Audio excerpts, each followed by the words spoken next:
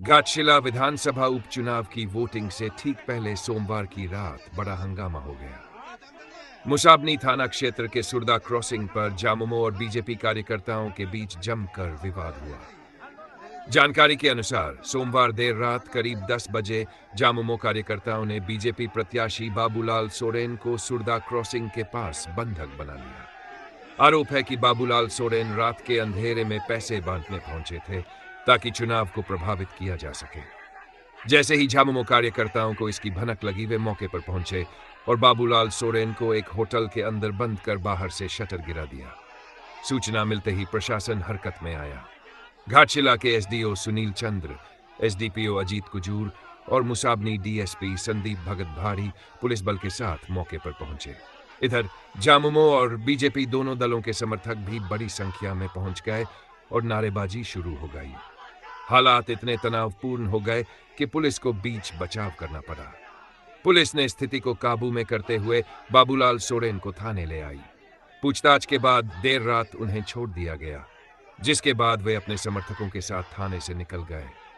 Voting से पहले इस घटना ने घाटशिला की राजनीतिक फिजा को और गरमा दिया है।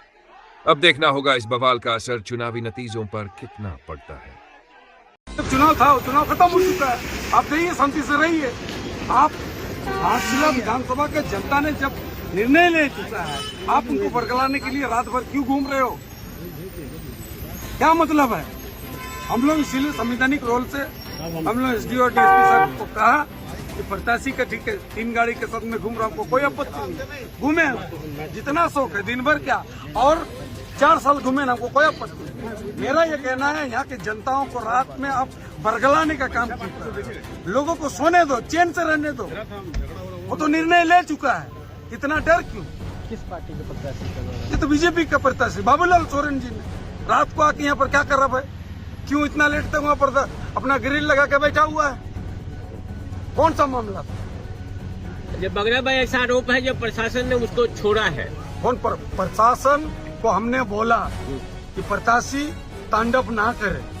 अगर तांडव करेगा तो झारखंड मुक्ति मोर्चा कहीं तरफ से कमजोर नहीं है, इस बात को हम बोलने चाहते हैं। इसीलिए हमने प्रशासन को डायरेक्टली कह दिया कि अगर प्रत्याशी घूमता है, संवैधानिक रोल है, हमको कोई आपत्ति नहीं, लेकिन उनके साथ में मजिस्ट्रेट लगाइए। और अभी प्रशासन मजिस्ट्रेट लगा रहा, तो आज दिन भर क्या, सालों भर घूमते रहे, हमको कोई आपत्ति नहीं, लेकिन लोगों को कहीं तंग ना करे। हम लोग का ये डिमांड।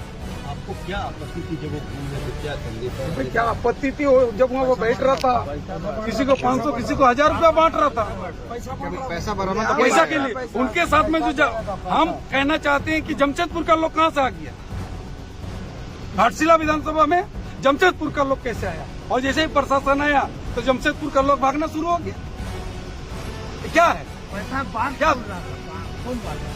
प्रत्याशी बांट रहा था भाई अपना आप से। उसके साथ जमशेदपुर के जो लोग बांट रहे थे ना, वहाँ जमशेदपुर का लोग सब था। मैं प्रत्याशी, उसके साथ उसका प्रस्ताव है। कौन पार्टी?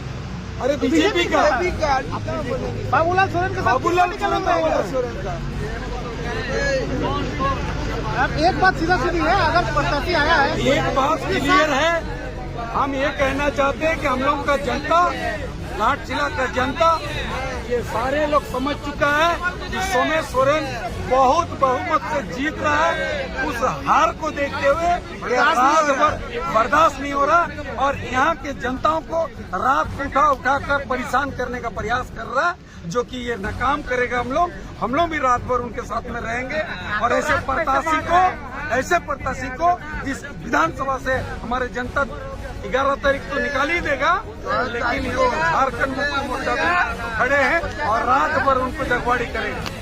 इस मामले में प्रशासन की क्या भूमिका रही है? प्रशासन को हमने बोला और प्रशासन का जो भूमिका और प्रशासन को बताया गया कि हम लोग प्रशासन से भी मांग किया कि भाई आप